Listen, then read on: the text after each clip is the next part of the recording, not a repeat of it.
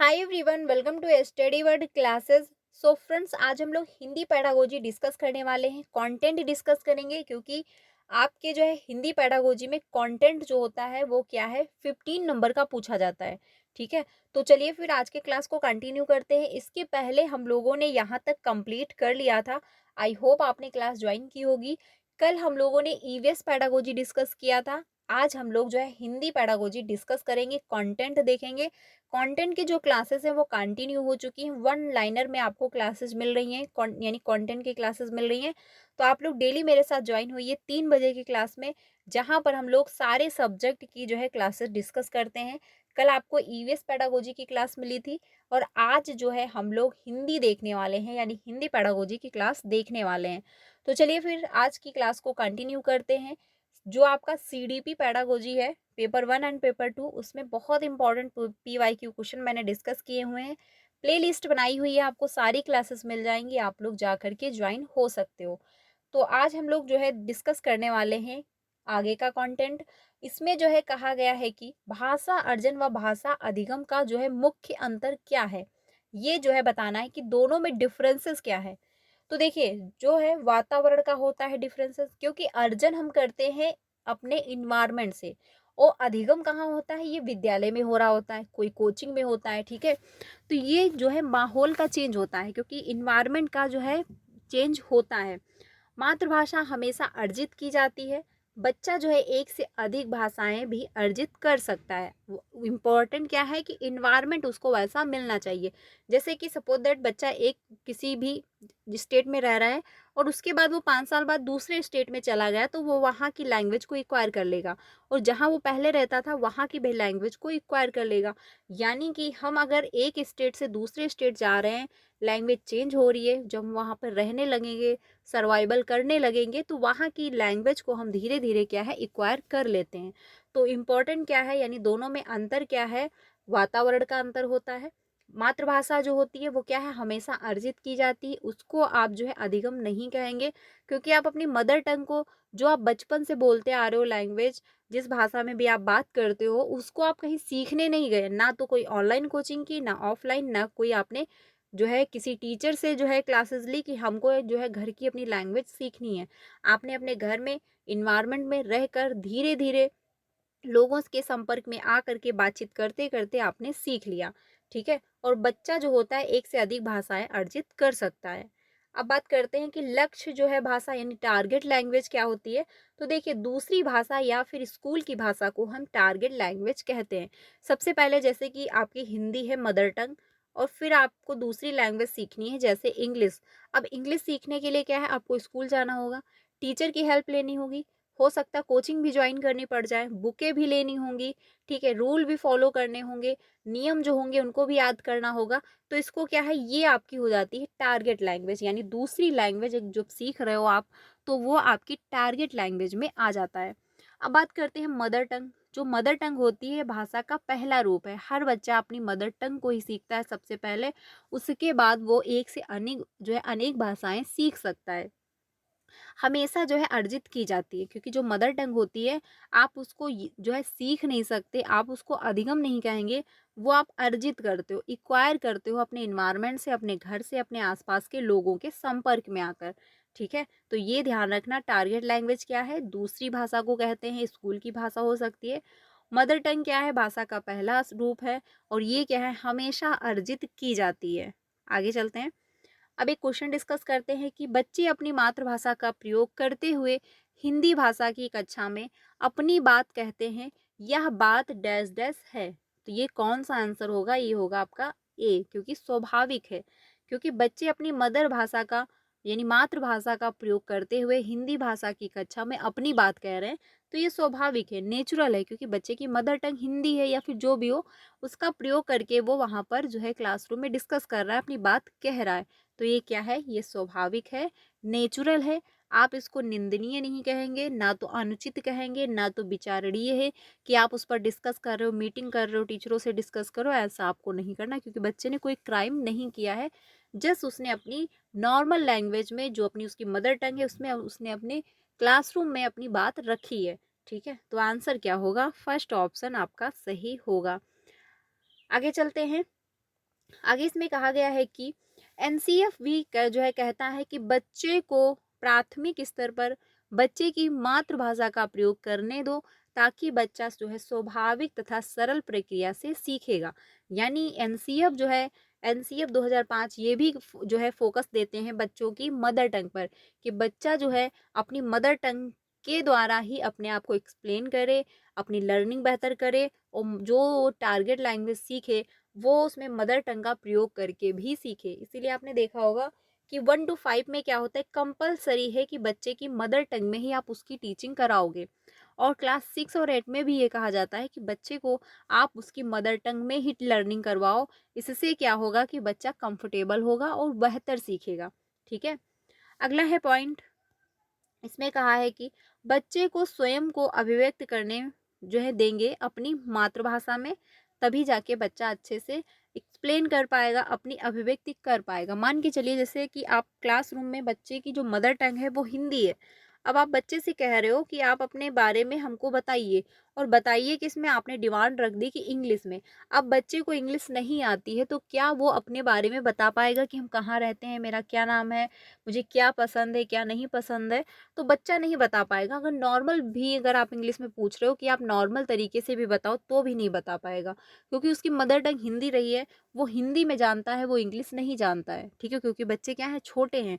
तो बच्चे की जो भी मदर टंग है, मान के चलिए कुछ ऐसे भी बच्चे होंगे जिनकी मदर टंग इंग्लिश होगी, वो इंग्लिश में कंफर्टेबल होंगे, उनके घर में इंग्लिश का ज़्यादा प्रयोग किया जाता होगा, तो इंग्लिश लैंग्वेज में बात करते होंगे। तो बच्चा जिस भी माहौल का है, जो भी उसकी मदर टंग रही है, आप उसमें कहोगे बच्चे को खुद को अभिव्यक्त करने के लिए। ठीक है, अगला है पॉइंट, मातृभाषा प्रयोग करने की वजह से बच्चे की भाषा में क्षेत्रीय भाषा का प्रभाव हो सकता है। जैसे सड़क को जो है सड़क बोलना, यह एक स्वाभाविक बात है जो कि बिल्कुल सही है।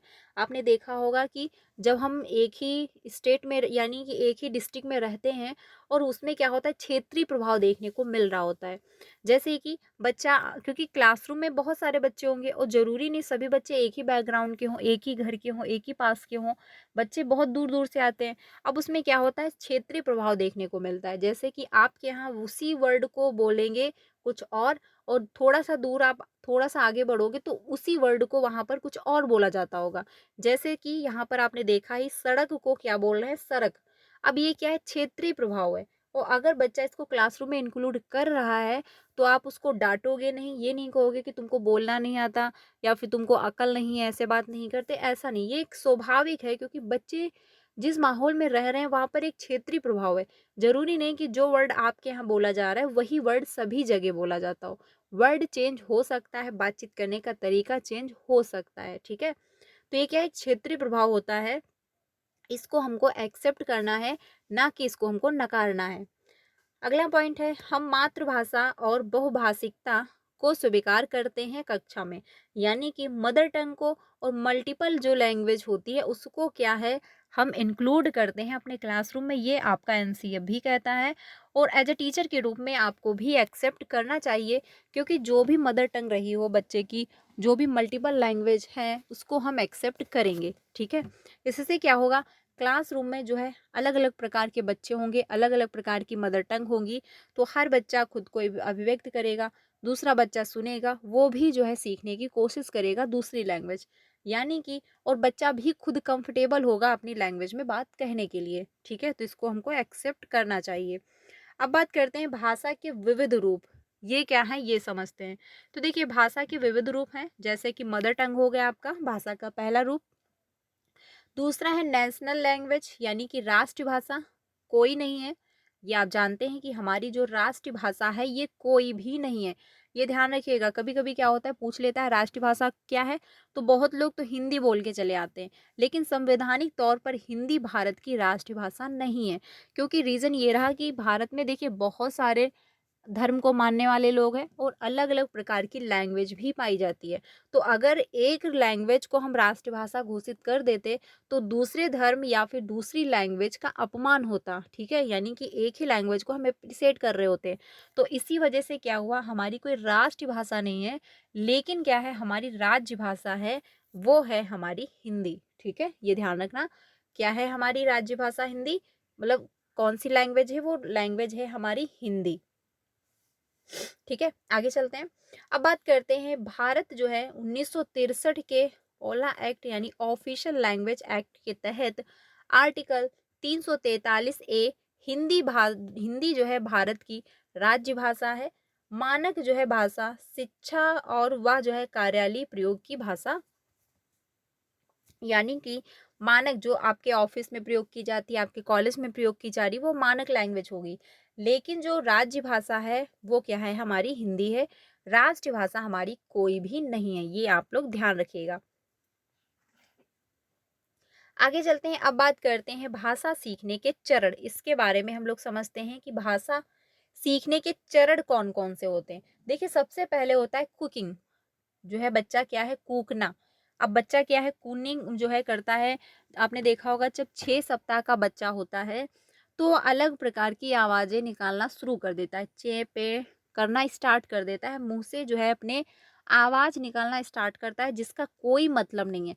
लेकिन क्या है, वो बोलने की फर्स्ट स्टेज मानी जाती है, ये आप लोग ध्यान रखना। मंथ कौन सा है, 6, यानी 6 सप्ताह होते हैं, उसमें बच्चा जो है थोड़ा बहुत कुकिंग करना शुरू कर देता है, यानी कूकना जो है स्टार्ट कर देता है 6 सप्ताह में। ठीक है, वहीं पर बलबलाना, अब बलबलाना यानी बबलिंग जो है ये होता है 6 माह में, यानी 6 माह में। 6 सप्ताह में क्या है, कूकना।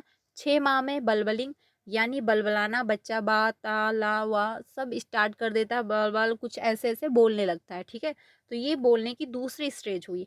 वहीं पर जब 1 साल का बच्चा होता है तो वो एक शब्द जो है यानी वन वर्ड जो है स्टेज बोलना शुरू करता है।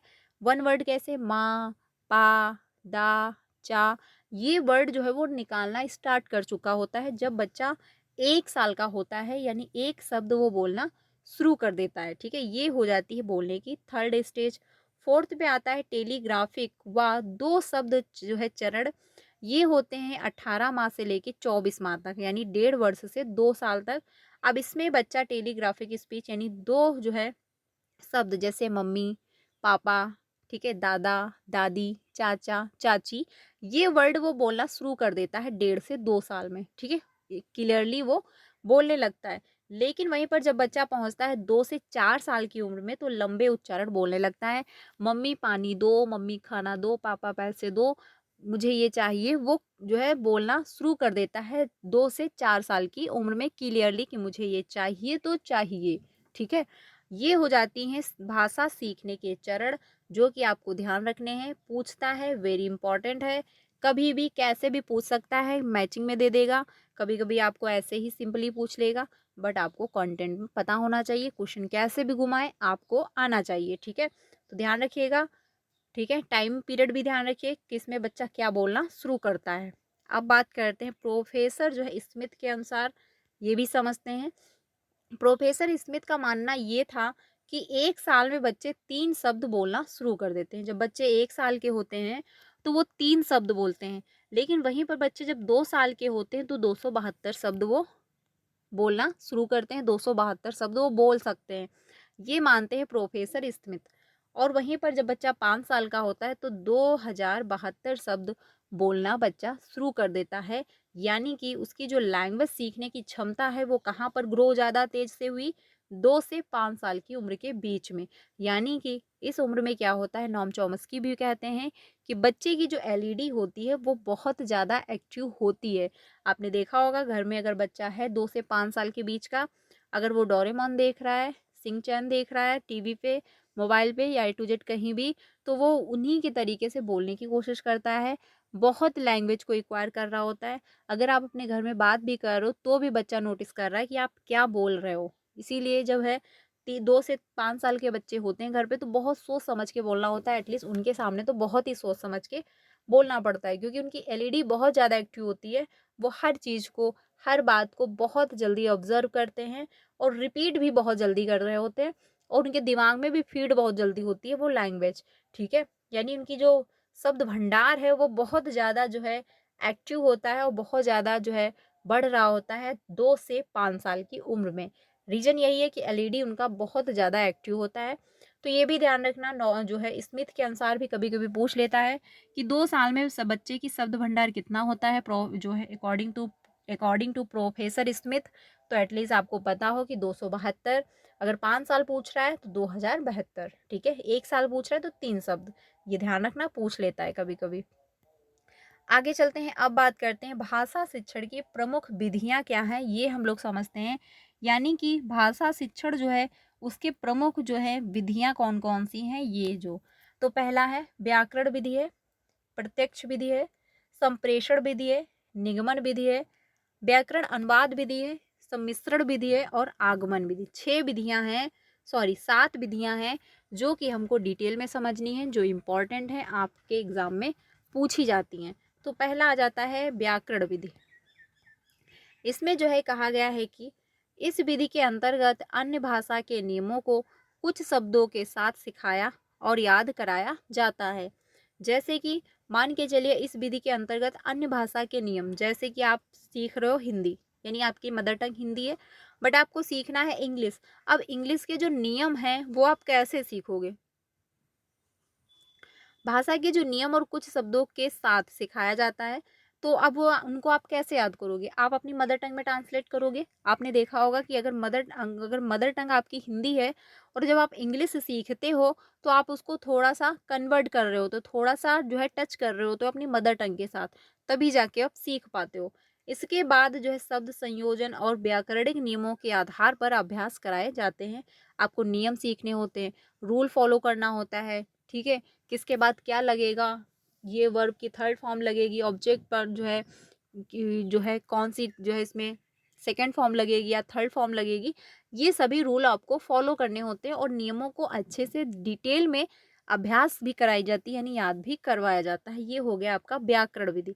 अब बात करते हैं व्याकरण अनुवाद विधि। ये समझते हैं, ज़्यादातर इसी से पूछता है व्याकरण अनुवाद विधि। तो ये ध्यान रखना है कि व्याकरण अनुवाद विधि किसको कहते हैं। देखिए व्याकरण अनुवाद विधि जो है इसमें कहा यह जाता है कि यह जो है विधि 19वीं शताब्दी के अंत तक परंपरागत और जो है मान्य विधि के रूप में प्रचलित रही। यानी कि जो व्याकरण अनुवाद विधि है या क्या 19वीं शताब्दी के अंत तक बहुत ज़्यादा मान्य, मतलब इसकी मान्यता रही। इसमें व्याकरण और अनुवाद दो विधियां परस्पर संयोजित हैं। यानी कि व्याकरण विधि जो भी मैंने डिस्कस किया आप लोगों के साथ, और व्याकरण और अनुवाद दोनों विधियां क्या है, परस्पर संयोजित है। इस विधि में बच्चे लक्ष्य भाषा पढ़ना जो है सीखना तो सीख लेते हैं, यानी सॉरी, इस विधि में बच्चे लक्ष्य भाषा भाषा पढ़ना लिखना तो सीख लेते हैं, परंतु बोलने से ज़्यादा अवसर नहीं मिलते, यानी परंतु बोलने के इनको जो है ज़्यादा अवसर नहीं मिल रहे होते हैं। ये पढ़ना लिखना सीखते हैं। जैसे कि आपने देखा होगा कि जब आप 6 में जाते हो तो आपको जो है ग्रामर पढ़नी होती है, ठीक है, ट्रांसलेट करने होते हैं। तो जब आप ट्रांसलेट करते हो तो आप जब सेकंड लैंग्वेज सीखते हो, जैसे कि इंग्लिश, अब आपकी मदर टंग हिंदी है, अब आप उसको कन्वर्ट करते हो हिंदी में, क्योंकि आप चीज़ों को तभी समझ पाओगे जो लैंग्वेज आपको पहले से आ रही है, ठीक है, और उसमें भी आप कंफर्टेबल होगे, उसमें ही आप समझ पाओगे कि इसका मतलब क्या है। तो व्याकरण अनुवाद विधि जो होती है, जब आप ग्रामर सीख रहे हो तो उसको उसके जो रूल हैं वो आप हिंदी में ट्रांसलेट करते हो, तभी जाके आप समझ पाते हो, ठीक है।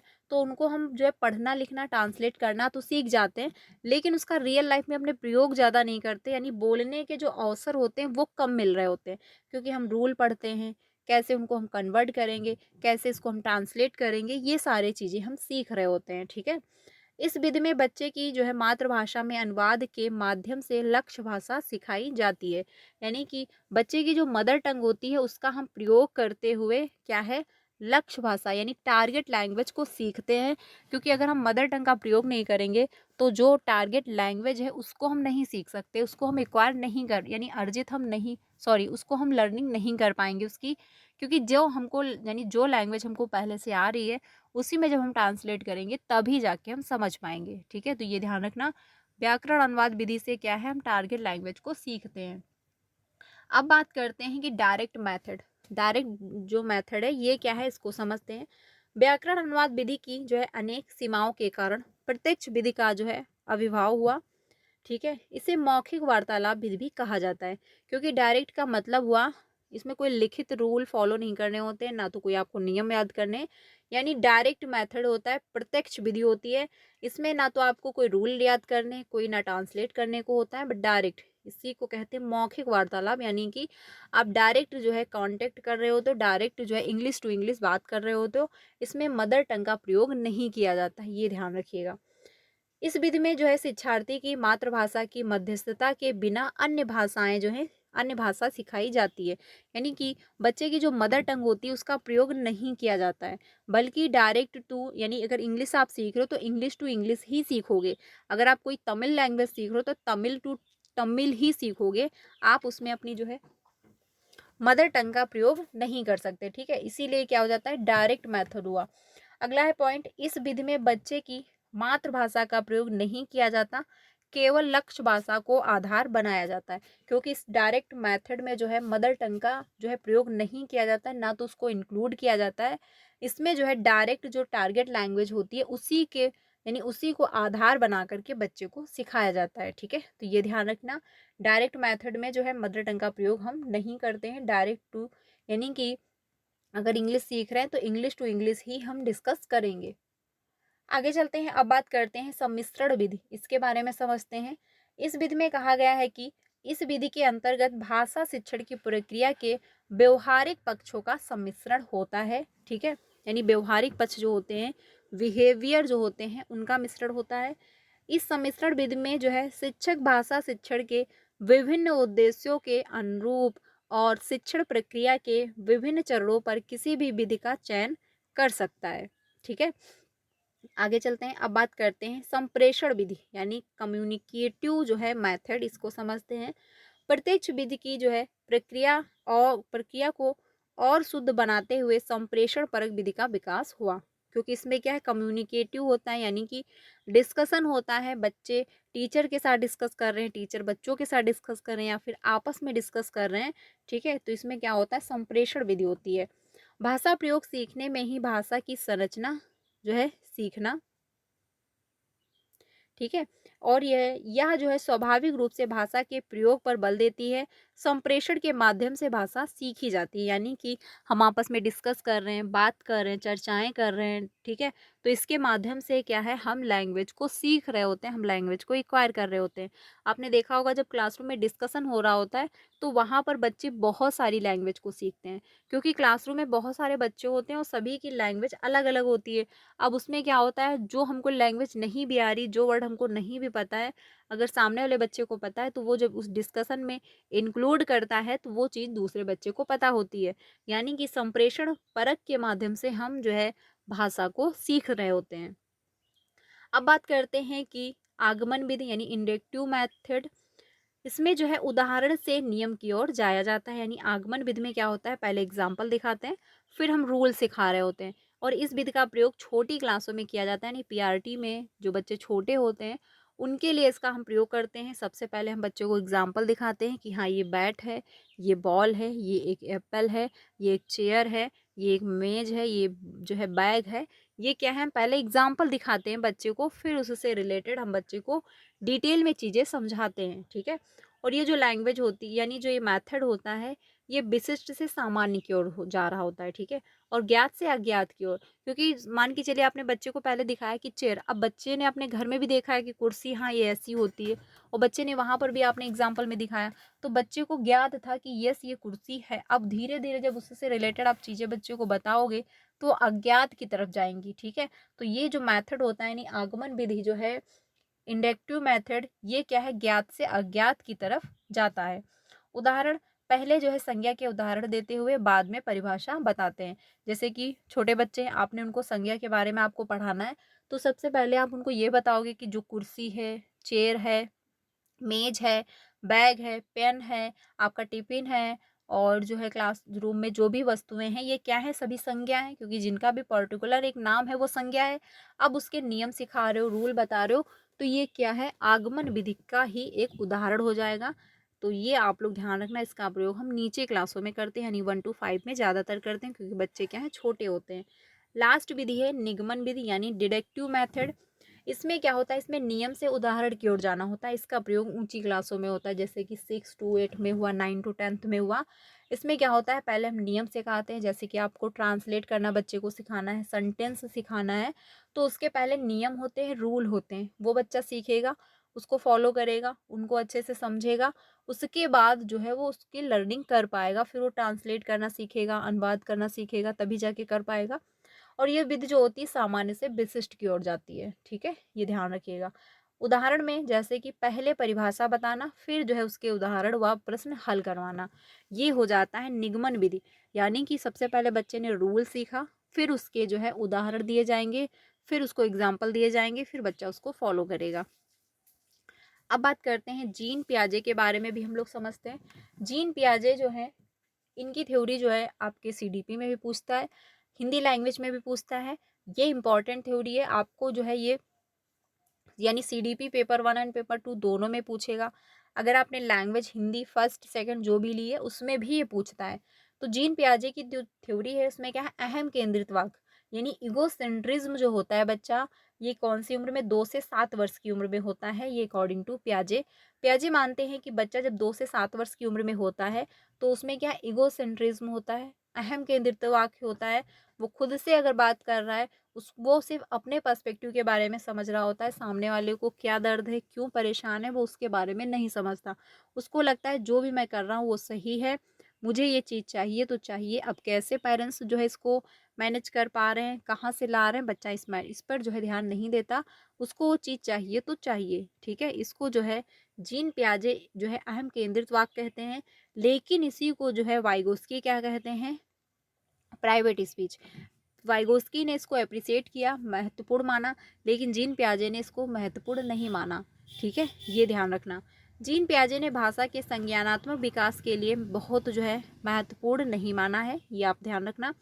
क्योंकि जीन पियाजे का मानना था कि बच्चा अहम केंद्रित होता है, बच्चा सिर्फ अपने बारे में सोच पा रहा होता है, वो सामने वाले के पर्सपेक्टिव को नहीं समझता है। लेकिन वाइगोस्की कहते हैं कि नहीं, प्राइवेट स्पीच जब बच्चा करता है, खुद से बात कर रहा होता है, तो वो खुद को एक डायरेक्शन दे रहा होता है, एक दिशा दे रहा होता है, और अपने दिमाग को, अपने कॉग्निटिव को एक जो है मतलब संचलित कर रहा होता है, एक संयुक्त कर रहा होता है।